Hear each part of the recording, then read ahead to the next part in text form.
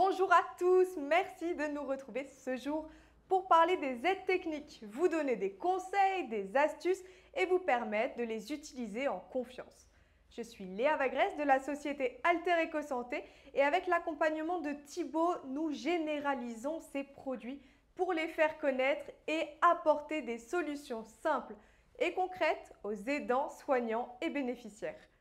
Pour cette thématique, transfert du quotidien, les solutions au fauteuil, nous nous penchons sur des aides techniques indispensables pour mobiliser un patient assis au fauteuil sans risque.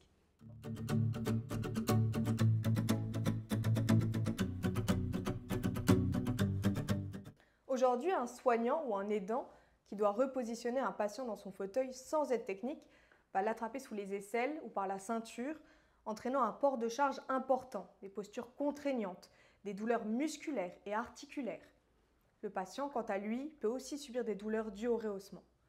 L'aidant a donc de fortes chances de ressentir des TMS, troubles musculo-squelettiques, douloureux et contraignants même dans les activités de la vie quotidienne.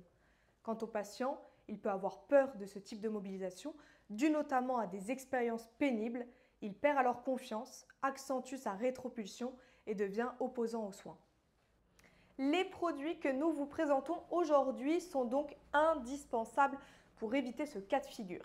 Ils permettent de réduire la charge pondérale, faciliter le rehaussement et concrètement répondre de manière adaptée à la problématique d'installation au fauteuil. Nous verrons dans le détail 3 aides techniques. La sangle élingue pour rehausser en fond d'assise un patient déjà installé. Le système multi-way afin de positionner correctement une personne au fauteuil. Enfin, la sangle bilingue qui permet à 2 soignants de rehausser sans prise directe sur le patient.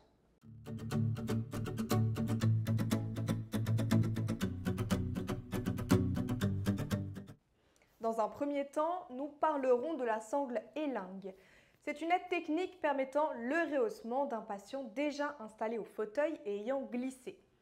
Elle est composée d'une face noire, agrippante, dessus et d'une face verte, glissante, dessous. Elle est équipée de 2 tailles de anse pour s'adapter au patient, au soignant et à l'assise et possède une poignée sur le devant pour faciliter le retrait. Elle peut être utilisée pour toutes les situations de rehaussement et convient à tout type d'assise, sa mousse intérieure apportant un confort optimal lors de la marche fessière. Mais alors, qu'est-ce que la marche fessière ? Concrètement, c'est une des 2 méthodes possibles pour se rehausser seul dans une assise. La marche fessière consiste à profiter du déport latéral d'une fesse pour la faire reculer. Le mouvement est répété selon le besoin et permet d'atteindre le fond d'assise. La deuxième méthode utilisée nécessite l'ensemble des capacités de la personne et consiste à décoller intégralement le fessier et à utiliser la flexion des genoux pour repositionner le corps en fond d'assise. Pour utiliser la sangle élingue, il convient de se positionner dans des conditions optimales, privilégiant la sécurité de l'aidant et du patient. On s'assure que le fauteuil est freiné, les fourches vers l'avant, que le patient a ses pieds sur les repose-pieds et le buste décollé du dossier.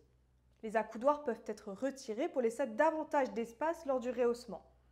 L'aidant fait attention à sa posture, il peut se mettre en position du chevalier servant, une position ergonomique pour insérer élingue. La sangle s'insère légèrement sous le patient sans nécessité d'aller sous les ischions. Une fois la sangle insérée, l'aidant se place derrière le patient et réalise une marche fessière. Le corps gainé, il entraîne le mouvement avec sa jambe vers l'arrière, utilisant ainsi la rotation naturelle pour tracter. Il répète le mouvement, conduisant la force nécessaire à la traction grâce à la rotation. Il effectue ainsi une marche fessière pour rehausser le patient.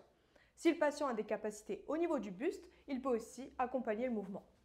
Une fois le patient rehaussé, l'aidant peut retirer la sangle. Pour cela, il tire sur la poignée de devant vers le bas en tenant les genoux avec l'avant-bras. Le patient est ainsi correctement installé.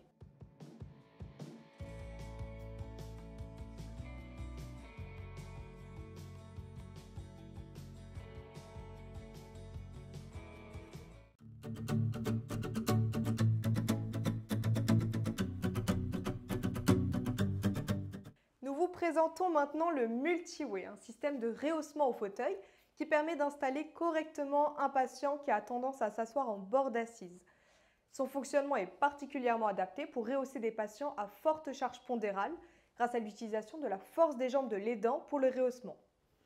Pour utiliser ce produit, un espace entre le dossier et l'assise est nécessaire afin de faire passer l'étrier et la jupe. Il se compose d'une surface glissante et d'une partie antidérapante pour accueillir le patient. Son extrémité est munie d'un étrier à 2 niveaux pour correspondre aux besoins de l'aidant. Enfin, sa matière 100% nylon apporte un confort optimal au patient lors de la mobilisation.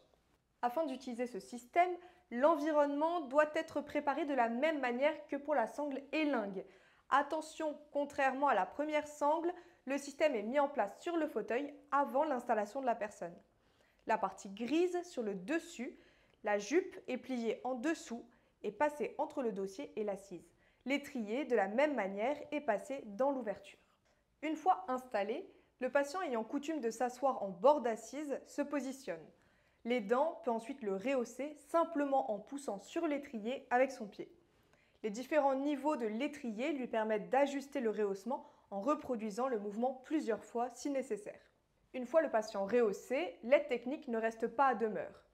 Pour la retirer, l'aidant vient tirer vers le haut, bras tendus, d'un coup sec, la partie verte passant dans l'ouverture. L'effet de glisse assure un retrait sans difficulté.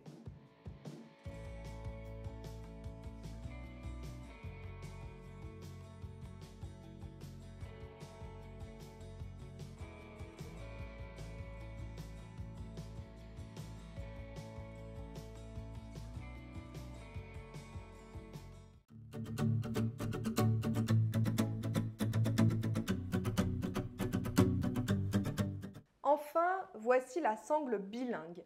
Fournissant de multiples poignées, elle permet de rehausser à 2 soignants un patient sans prise directe. Spécialement conçue en forme de U, cette sangle passe sous les ischions du patient et procure un effet de glisse optimal pour le rehaussement. Sa face supérieure glissante verte assure la mobilité du patient quand la base noire antidérapante se maintient sous son pli fessier. Ces 6 poignées présentes tout le long assurent une prise en main adaptée aux aidants. Une fois le patient installé au fauteuil et les accoudoirs retirés, et après s'être assuré d'avoir pris les mesures nécessaires pour garantir un environnement sécuritaire, l'aidant peut insérer la face noire de la bilingue sous les ischions de la personne. Les 2 extrémités viennent ensuite se croiser dans le dos du patient et de manière synchronisée, ils saisissent ensuite les poignets au niveau des ischions et des épaules et rehaussent le patient en tirant vers le fond d'assise du fauteuil. Favorisant la glisse, la bilingue permet d'alléger la charge pondérale imposée aux aidants. Nous avons encore découvert de nombreuses aides techniques répondant à des problématiques diverses du fauteuil. Alors que votre patient est glissé dans son assise ou se positionne en bord d'assise, vous connaissez maintenant les dispositifs qui vous permettent de le réinstaller sans vous faire mal. N'oubliez pas que le replay de cette émission est disponible pendant 30 jours. Je vous retrouve très vite sur notre plateau du e-Cube pour aborder d'autres thématiques, apporter des solutions à d'autres problèmes et surtout aider les personnes dans une optique de préservation de l'autonomie et de prévention des TMS.